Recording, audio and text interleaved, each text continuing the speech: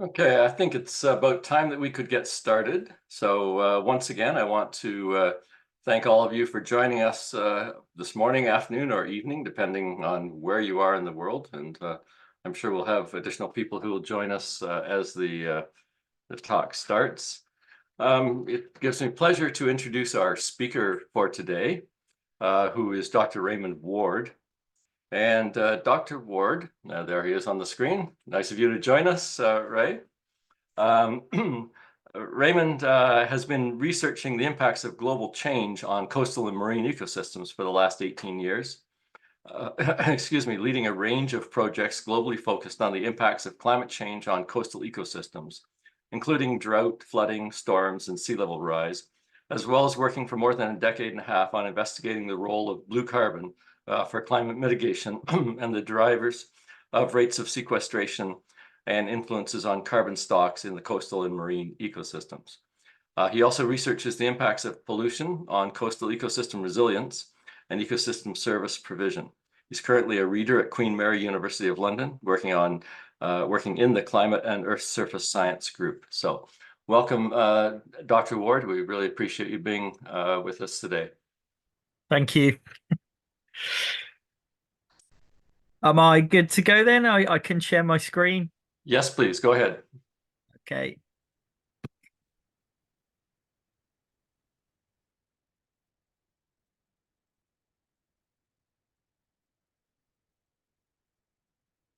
Okay. Sorry, I'm just tidying up my screen so I can actually see my slides. Okay.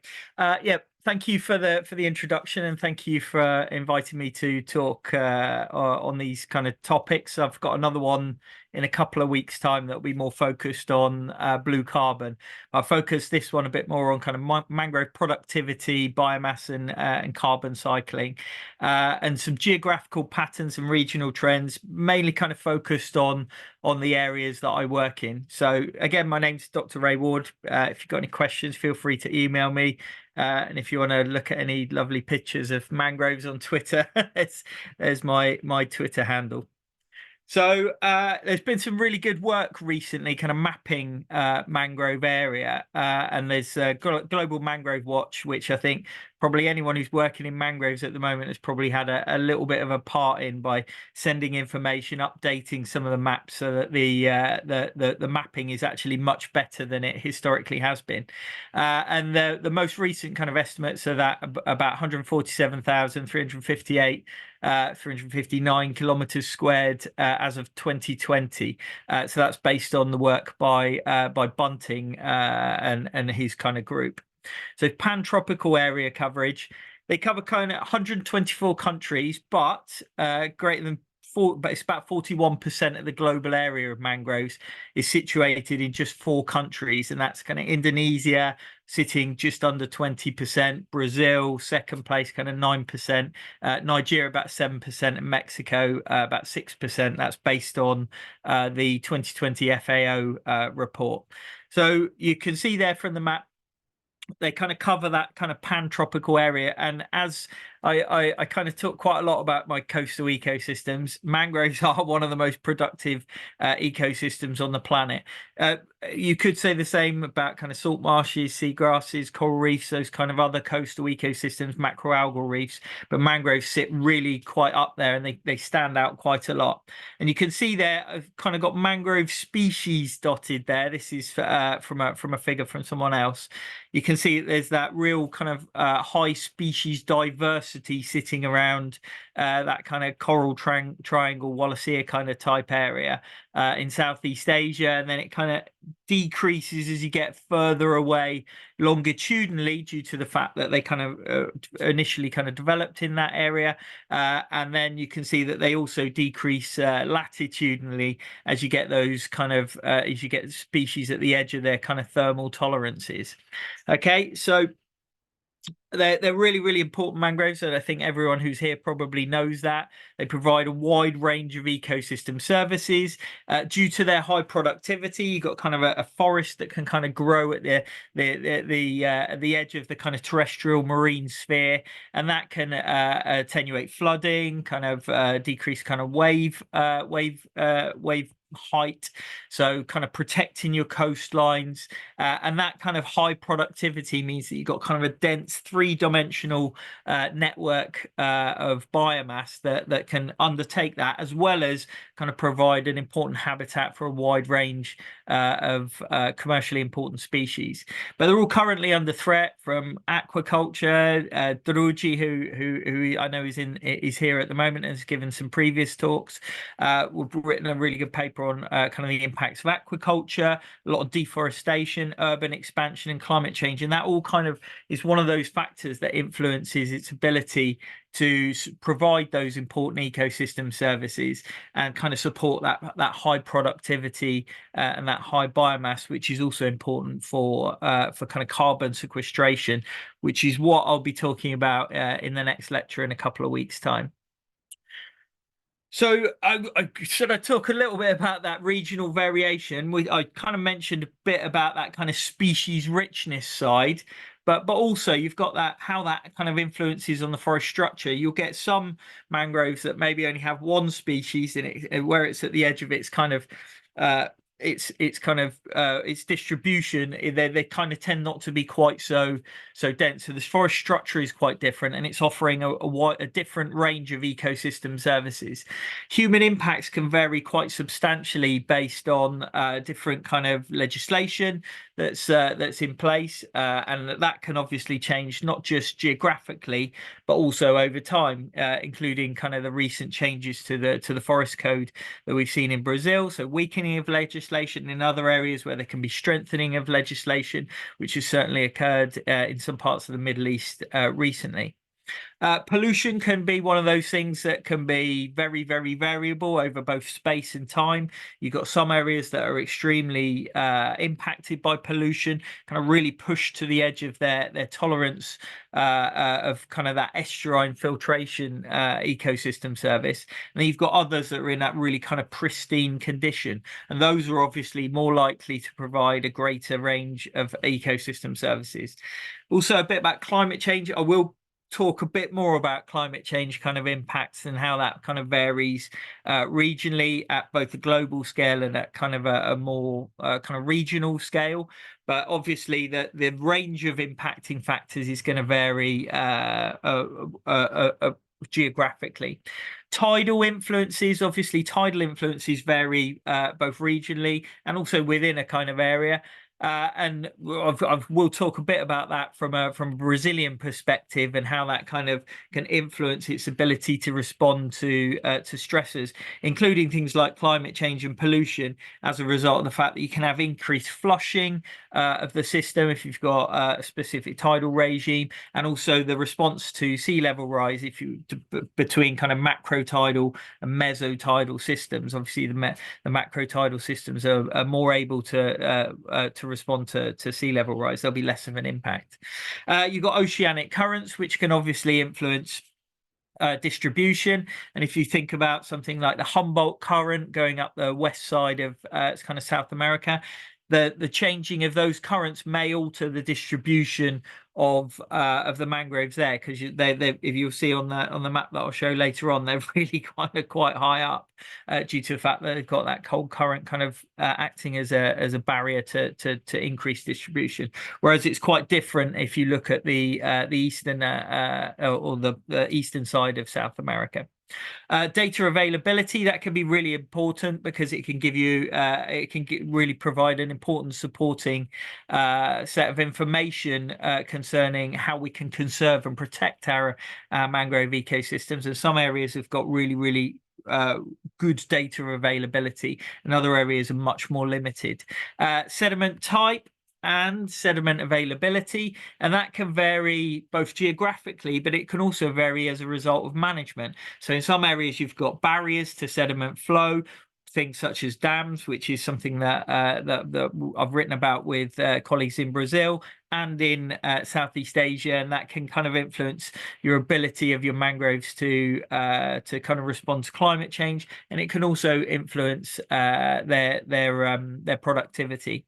Then you got storminess. We've got a really good map that I'll show later, but that kind of varies geographically quite substantially. Inheritance, the kind of underlying geomorphology, is it more of a kind of a pocket mangrove, such as you've got in certain areas of kind of central Vietnam or down in the southeast of Brazil, or if you've got something that's more on a flat plain? And then that kind of leads into the geomorphology.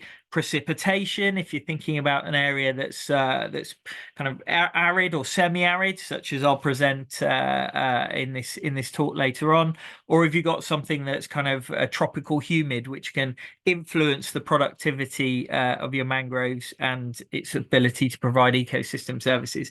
Climatic variability, I've got a good map of kind of the ENSO impacts on South America, so I'll talk about that in a bit. And obviously nutrient availability, particularly if you've got areas with very large sediment and nutrient rich catchments, that will influence the robustness of your mangroves. Salinity, in some areas you've got really hypersaline kind of stressed mangroves, and I've got a couple of examples of that in my talk. In other areas maybe that's not so much of an issue. And then things such as subsurface compaction, which can influence a mangrove's ability to respond to climate change. Subsidence uplift, obviously that can vary quite substantially geographically. And then those kind of factors, all of those factors can influence litter production, as well as what's in the kind of microbiome as to how that litter can actually be broken down, together with some of the kind of in-fauna, things such as crabs or pteridinid worms, etc. So we can classify our mangroves as kind of either deltaic or back barrier or estuarine or atoll. And the main kind of mangroves that I'm going to be focusing on in the talk are those kind of deltaic and estuarine, which tend to be the more kind of common mangroves that we see, and they tend to be much more extensive. But obviously they have a wide range of factors that are going to influence them. Obviously the catchment in atoll mangroves is going to be very, very small, and they're going to be much more marine influenced. Whereas if you're thinking about kind of deltaic or estuarine, they've got that quite substantial kind of fluvial terrestrial kind of inputs that can influence their productivity. So from a climate change perspective, I kind of made a figure for this that varies quite substantially, but I kind of summarized this a few years ago in a paper I wrote. What would be the main kind of impacting factors from climate change on mangroves? And you got things such as increased atmospheric CO2. Plants kind of like that, so it can increase plant productivity. That could be a very small kind of positive. But you've also got things such as increases in temperature, so that can influence plant productivity. If you're thinking about at the very extremes of their latitudinal distribution, it could increase plant productivity. However, if you're thinking about that in some of those areas where temperatures are typically right at the edge of mangrove tolerance, it may just tip it over that point whereby photosynthesis can stop, and it can lead to kind of plant death, particularly where you've got those very, very high extremes in temperature, such as parts of Australia or potentially the Middle East. Obviously that can have an impact on storminess. Now storminess can have a really kind of positive impact on plant productivity, as it can bring in a large range of kind of nutrients and kind of nutrient rich sediments. However, storminess can also result in erosion, and it can also result in kind of leaf losses, branches broken, even trees knocked down, and that obviously has quite a substantial negative impact on plant productivity. Sea level rise, again, it can be balanced, and there's been quite a few papers out recently that kind of talked about the positives of sea level rise on plant productivity as well as the negatives on plant productivity.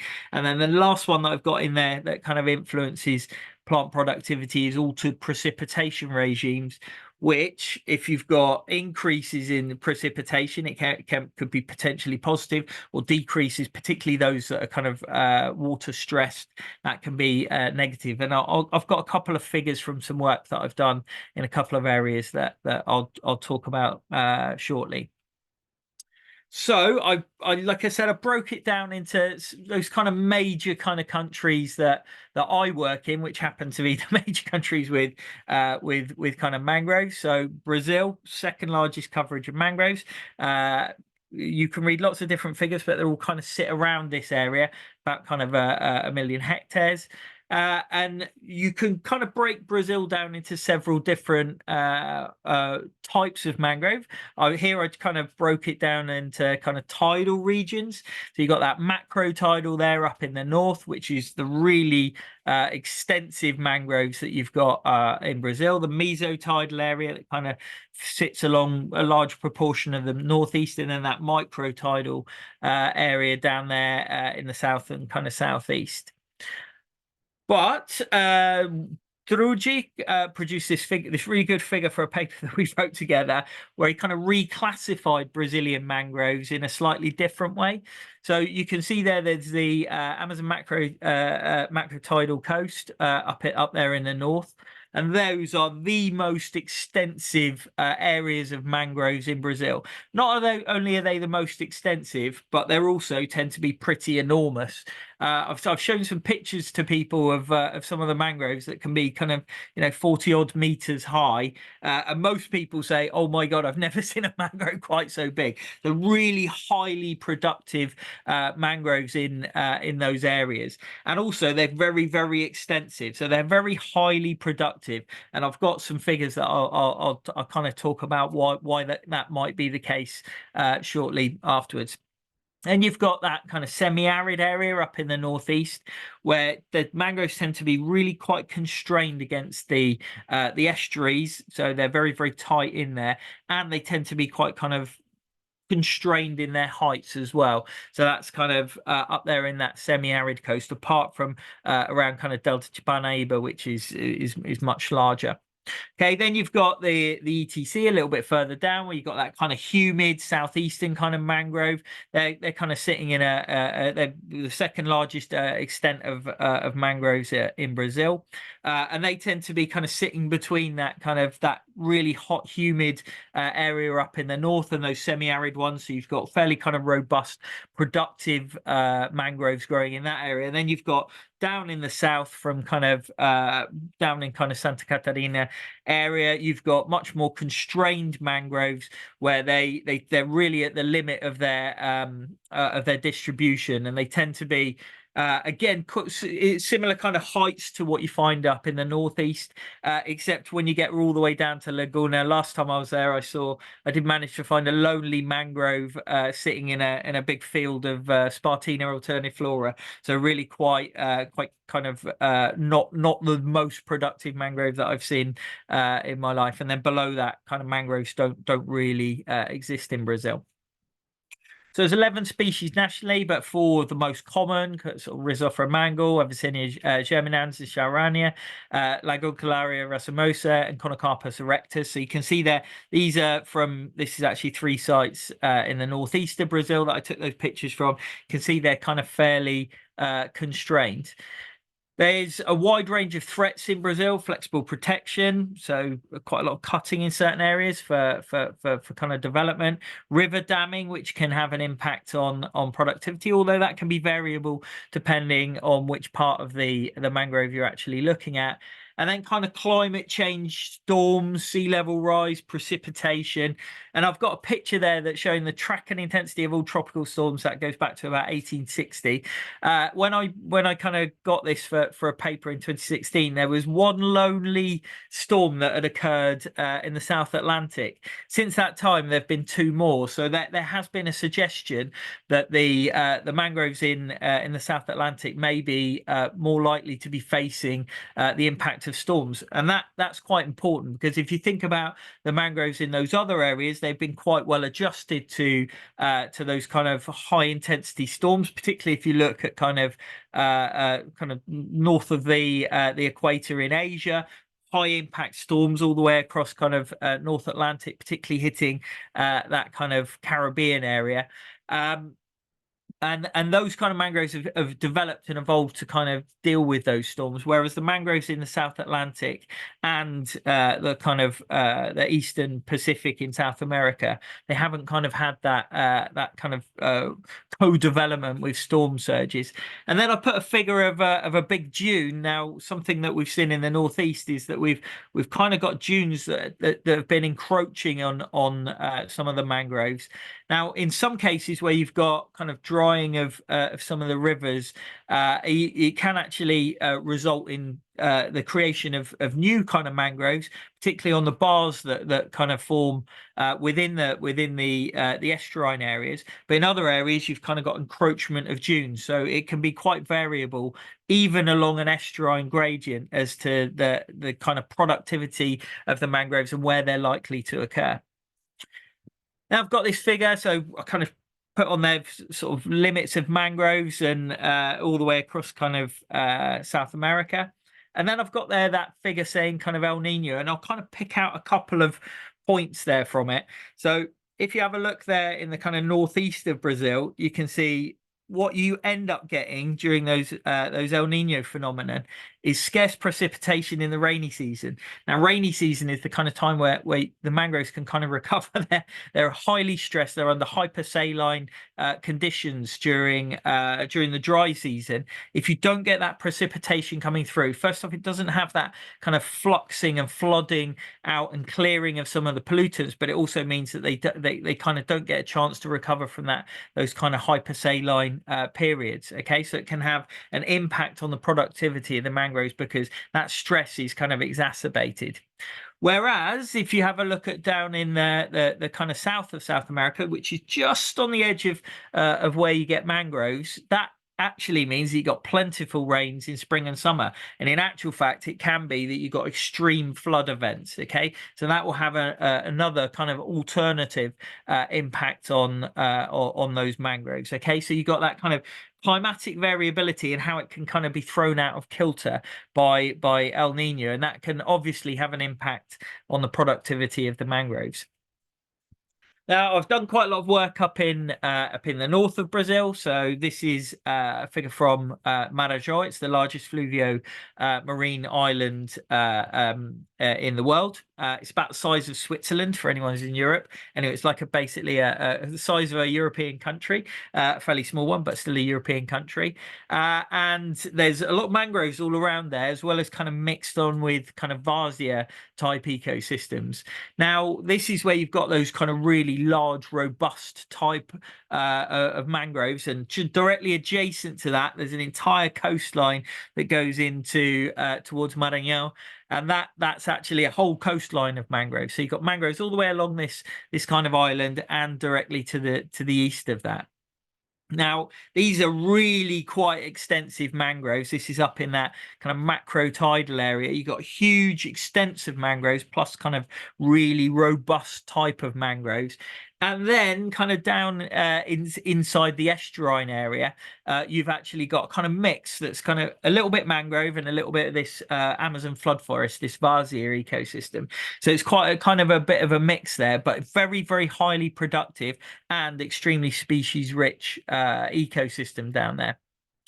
Now, this I'm kind of showing here. So there's Marajó that I'm hoping you can see my cursor around, and here's the Amazon macrotidal kind of coast area around from Bragança to kind of Belém area. So that is a whole kind of huge area of mangroves, one of the largest mangroves in the world.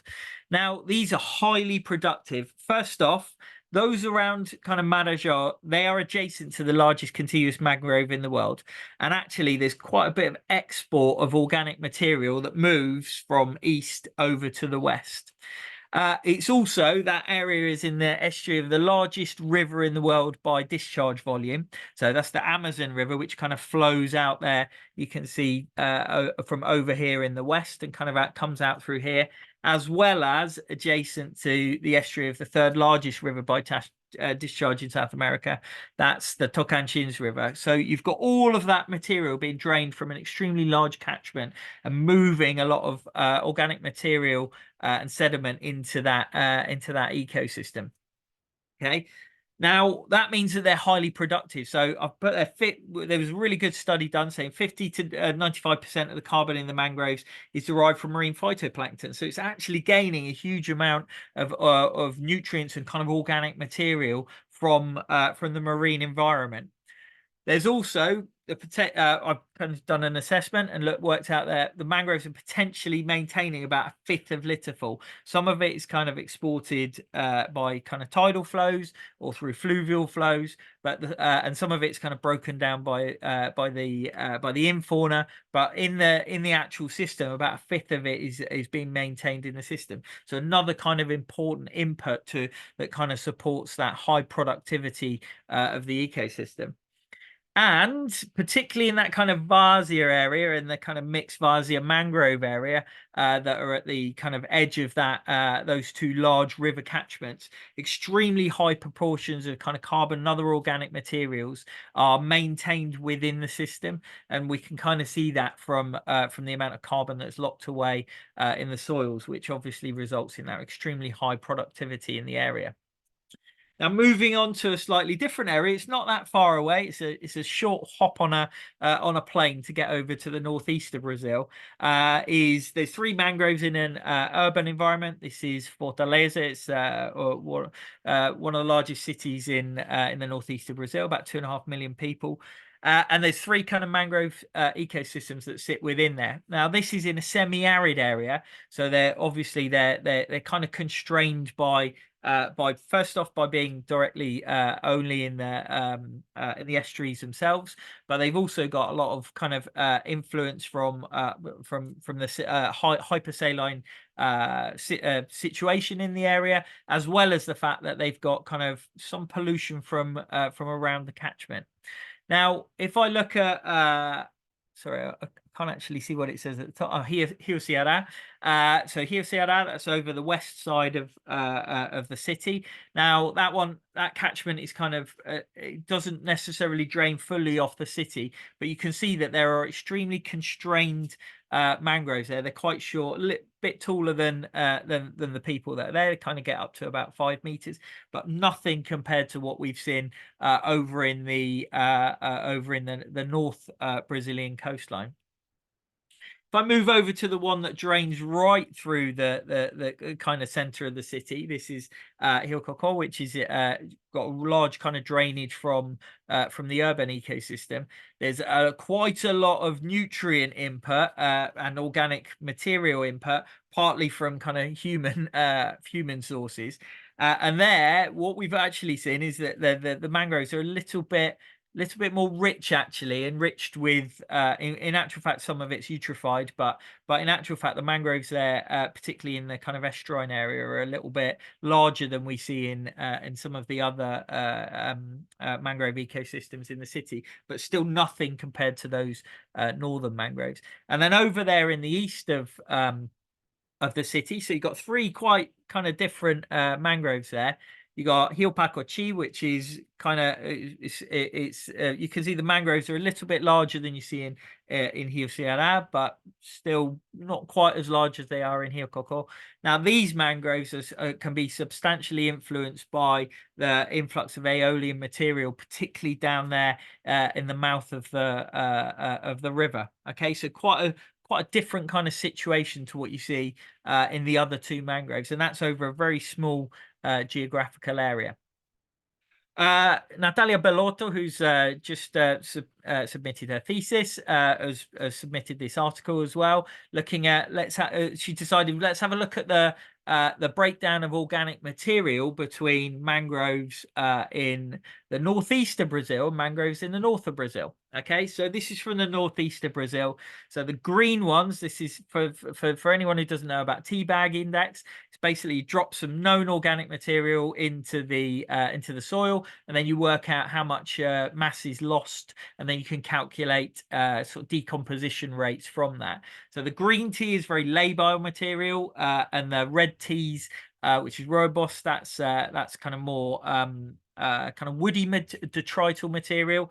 Okay, we bury that for 25 days and 90 days. And as you can see, as expected, the green tea kind of breaks down a lot quicker than the red tea. And we compared that between impacted, non-impacted, Restinga areas. and that's after 25 and 90 days. Now, something that I thought I'd look at, first off, you've got really much lower kind of tidal fluxes in the northeast of Brazil. Plus, you've got much drier mangroves, and they can be hypersaline, which maybe is likely to kind of stress the microbiota. If we flick forward to what we've got in the north of Brazil, where it's much more humid, much greater tidal range. If we have a look at what we've got there for, oh, it's not clicking forward. Sorry, there you go. Yeah, if we have a look at what we've got in the north of Brazil, you can see that the lost mass of the green tea is much greater. So this is north of Brazil. This is northeast of Brazil. Is much greater for the green tea and for the robust tea. Yeah, over both 25 and 90 days. So turnover and decomposition of the material is much greater in that tropical humid environment compared to that kind of semi-arid environment that we've got in the northeast of Brazil, which obviously has an impact on the amount of carbon that's likely to be stored there. Moving on, some work from Mexico. So I've been working with Omar Celis Hernandez in the mangroves of Isla del Carmen. So this is this whole island, which is in Laguna de Terminos, used to be completely covered by mangroves. Now you can see that the western side is covered by Ciudad del Carmen. But there are mangroves throughout the island. So we tried to, this is also the area where there's the greatest petrochemical deposits in Mexico. And there's also a big hydrocarbon facility for kind of processing the petrochemicals that are extracted from the area.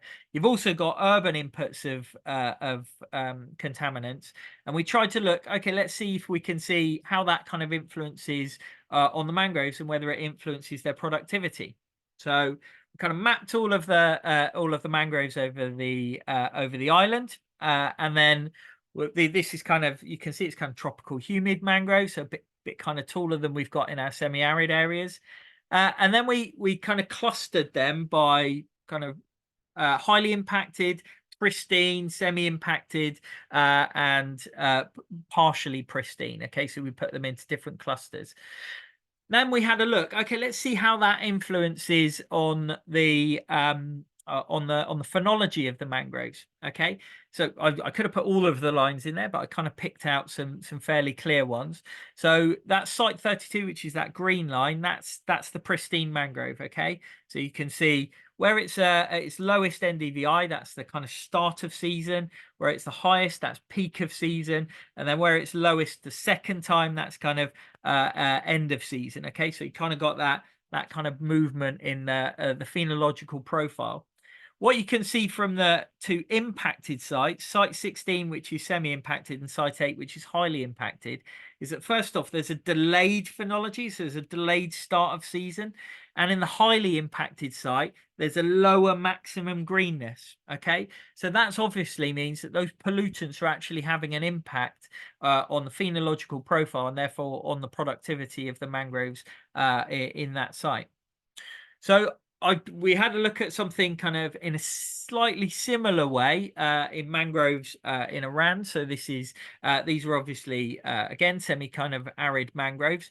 But we looked at three kind of main mangrove areas between the Persian Gulf and the Gulf of Oman. So we had a look at SPI and LAI. So along that time, so the build up, we took this from kind of 1986, and in 1998 there was a big drought that kind of was a kind of a reset really moment, and that kind of that decrease in the amount of precipitation in the area continued on from 1998, and that had an impact on the mangroves themselves. So there was suddenly a massive drop off in the leaf area index, and that continued on, and they've never kind of really reset following that drought and that kind of new norm of drying. So then we did some climate modeling to see, okay, well, what do we think is likely to happen in the future? So beyond kind of this was kind of done in 2018.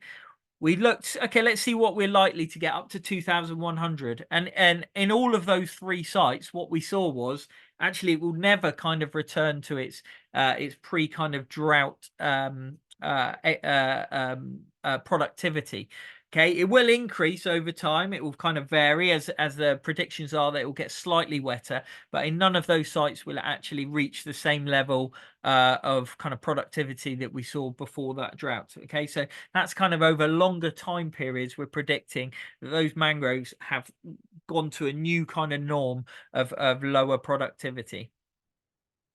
Then talking a little bit about mangroves in Southeast Asia. So I've been doing some work with Vijay Vettel, and we looked at kind of mangroves across a kind of gradient of Vietnam. Vietnam's a very long country, so there's quite a lot of a gradient there. And mangroves occur all the way across the coast from China all the way down to the Cambodian border. Now, the mangroves can be split into kind of four kind of categories. You've got zone 1 up in the north, which I'll talk about in a second, zone 2 just below that, zone 3, which is the bulk of the country, and then down there in zone 4 in the south of the country. Now, zone 1 is really impacted by the northeast monsoon in winter. That's lower air temperatures, and that kind of limits the mangrove growth. So they're kind of slightly more stunted than you find in some other areas of the country.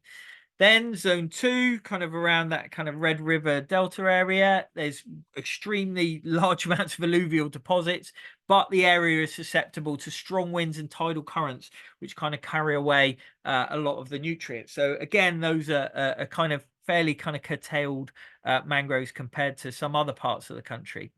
Now, the bulk of the country, which is that kind of pinky purple type color, that's a non-planar coast, so it's quite a steep kind of coast, much less fertile soils than in other areas. You've got very small kind of pocket mangroves, tightly constrained amongst the estuaries, also influenced by strong winds, water currents, frequent storms, and for that means that they're the least favorable conditions for the mangrove. So they tend to be quite kind of small and fairly kind of curtailed mangroves there. And then zone 4, right down in the south in the Mekong River Delta, most favorable conditions for mangroves, kind of fairly kind of rich, species rich and larger kind of mangroves, low-lying topography, abundant nutrient-rich alluvial deposits, much fewer storms, although when the storms come, they can have an impact, and weaker water currents. So that's the best conditions for mangroves, and they tend to be the most highly productive mangroves in the country. And then some work that I've been doing with Lori Siahid from Indonesia in Southeast Asia. She's been doing some really good mapping of where we're likely to get mangroves throughout Southeast Asia. So using kind of large scale DTMs, giving classification. Are mangroves right at the top of their tidal range? Are they kind of sitting in their comfortable tidal range, or are they just a little bit too low? So she kind of mapped out a location of where you're likely to get mangroves, and then worked out, okay, well, these are the mangroves that we've got in this area. So kind of did a large scale mapping of the whole site and worked out what kind of mangrove species and what the productivity was in the amount of biomass that they can produce. Okay, so Avicennia marina for that area, you can see there's 20.9 megagrams of carbon per year, and then it goes down to kind of the lowest for Rhizophora stylosa over that whole site. So kind of looking at how much productivity there's likely to be from those mangroves across that area. Then she did really good kind of classification. Okay, are these kind of moderate deltaic within the tidal zone? Are they estuarine? Are they lagoonal? Is it suitable for mangroves, or very suitable, or moderately suitable? And classified that across the whole area to kind of get an idea of variations in productivity across the whole site. And it's actually a really good read to kind of check that kind of large scale mapping and modeling that she's done for those areas. So there's also a final bit of work that we've done in Nigeria. This is a PhD student of mine, Isakwabe, really good work that he's done, looking at the impacts of pollution on mangroves in West Africa. Now, as you probably know, there's a huge amount of oil extraction in that region, and a lot of conflict as a result of that. And there's been quite frequently, you'll hear there's been a big kind of oil spill in those mangroves, and we tried to have a look. Okay, well, what kind of impact does that have on the productivity of the mangroves? So can you pick that up with satellite data? So went in, kind of looked at 40 sites, 800 sub-sites across the region. We used the Nostra oil spill location data to get an idea of whether an area has had no kind of spills, whether it's had kind of medium spills, or has it had extremely large spills. We classified that into kind of estuarine and fringing, and then estuarine fringing control, estuarine fringing high impacted, so it was a big oil spill with a lot of toxins, estuarine and fringing low spill, so there was a spill but kind of a bit smaller and potentially less impacted by the oil spill. Then we used machine learning tools and kind of did some mapping and modeling to work out whether there's been positive changes in the productivity of the mangroves, or if there've been negative changes, and how can we link that to some of the oil spills. And we certainly found that the oil spills did have an impact, a negative impact on the productivity, and we did have some kind of positive change where the mangroves have become a little bit more robust in some of those areas that are pristine, potentially as a result of particularly because they tend to be the ones a little bit more inland as a result of the fact that they kind of moved into areas that were on the edge of mangrove location in the elevation zone. So as a final kind of summary, first off, mangroves vary between those very large geographical regions, as I showed at the very beginning, and species composition varies, which has an impact on the productivity of the mangroves themselves.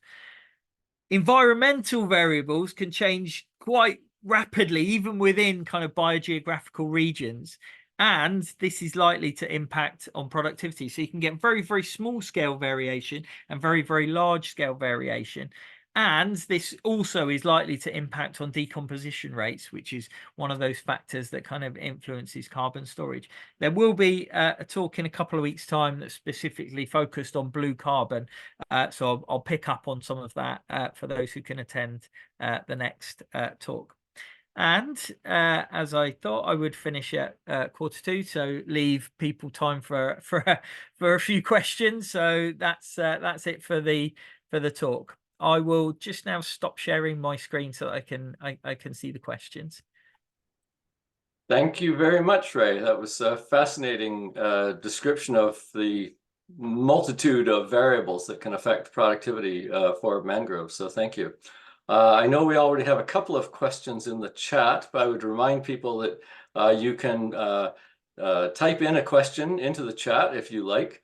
Alternately, please feel free to put your microphone on or your camera on and ask a question as well. So let's just go to the chat here, and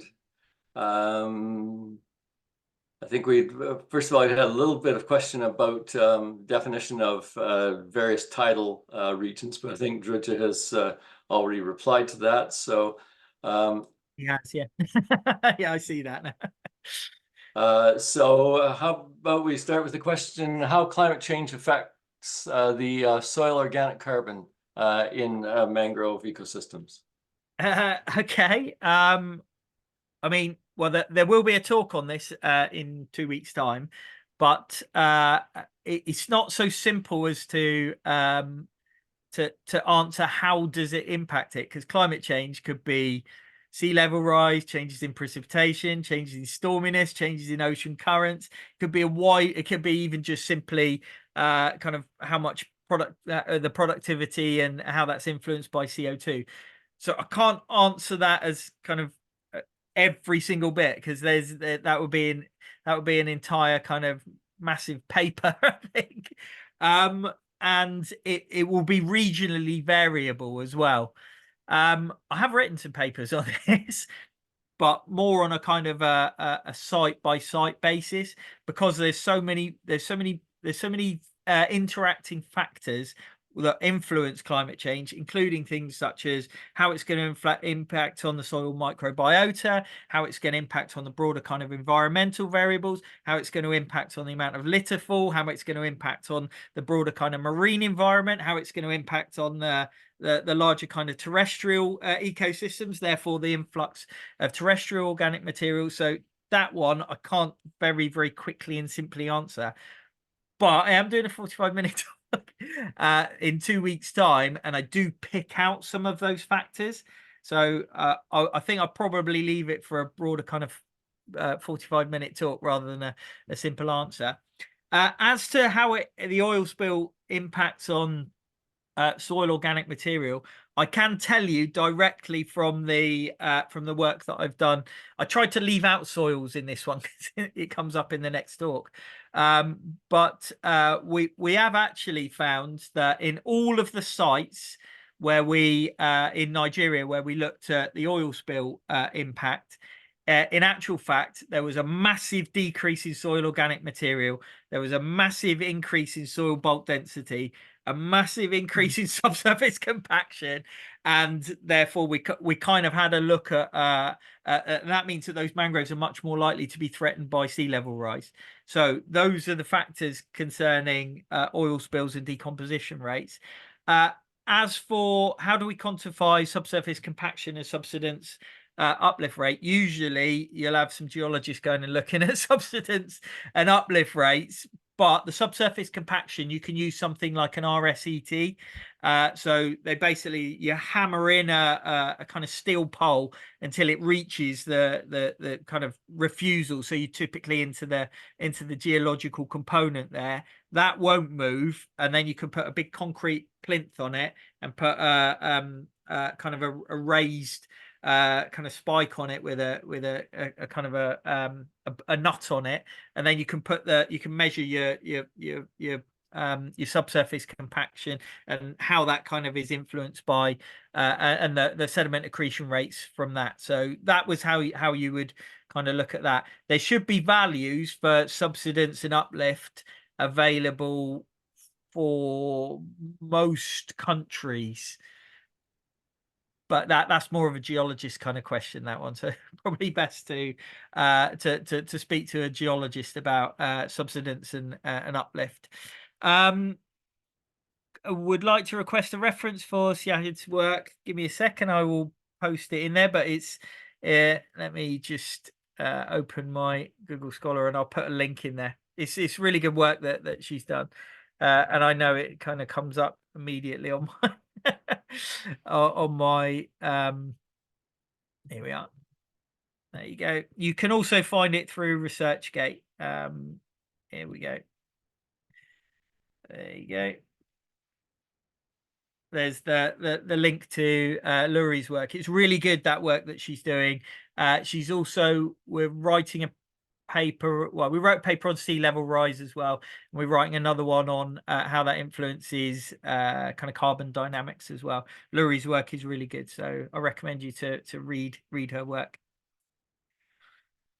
Do we have other questions for Ray?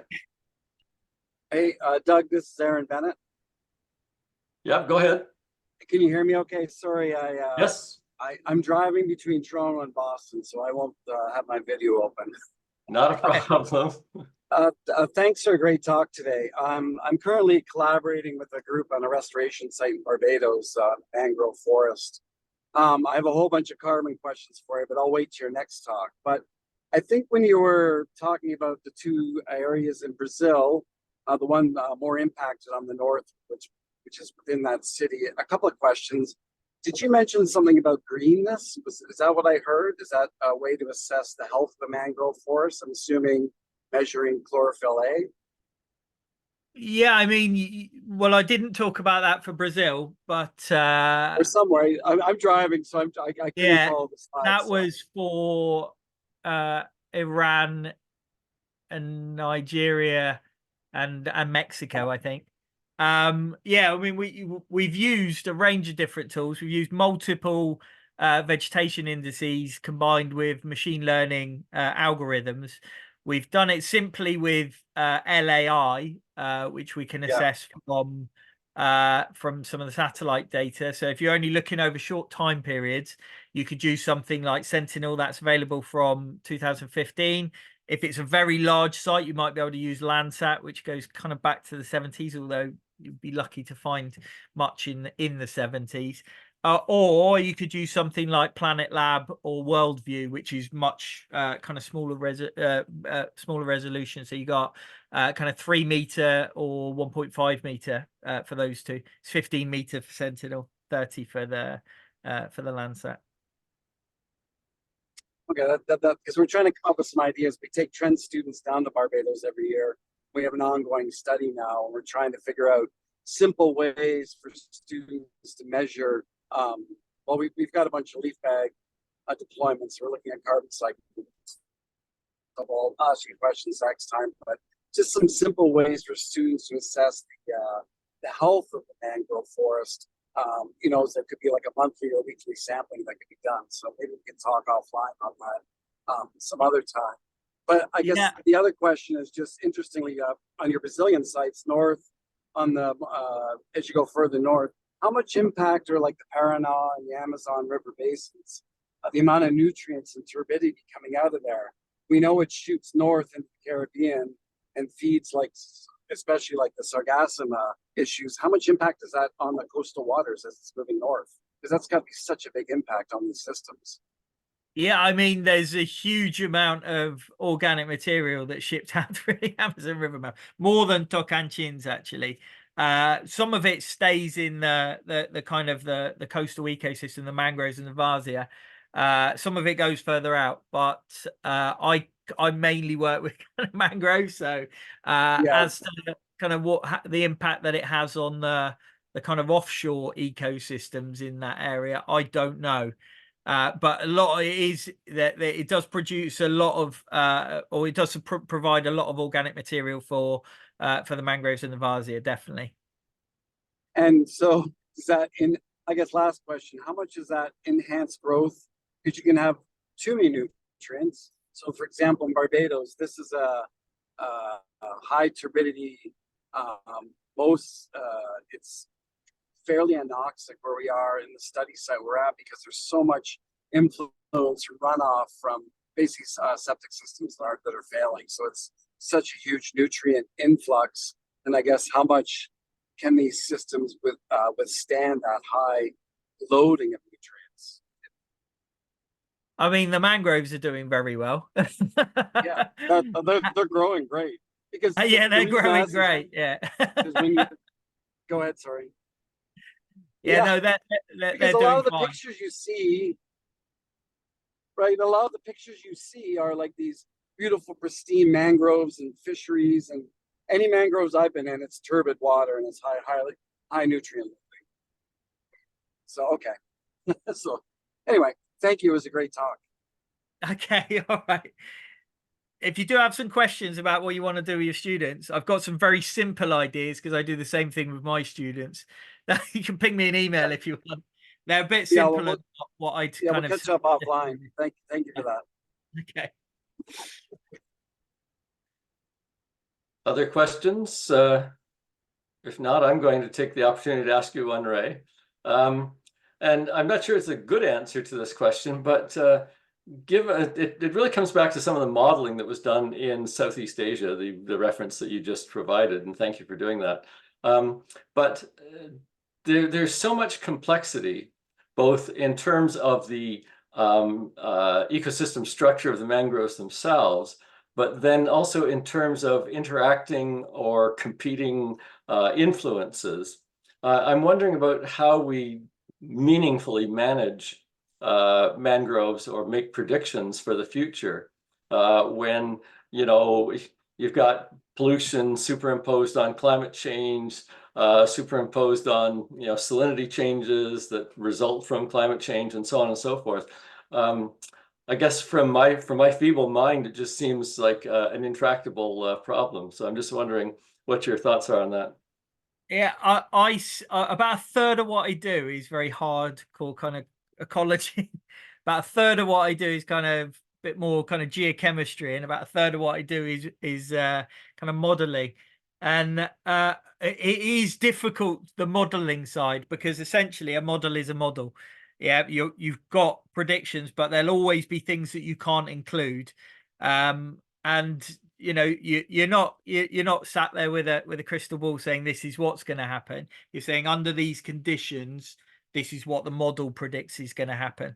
So you can only go so far. That's why the IPCC groups that are sitting there saying this is our model, they sit there for 3 or 4 years arguing over over what they can and can't say, because they've got to basically have as robust a model as they can do, and they've got 500 people sitting around throwing everything at a model which might not be right.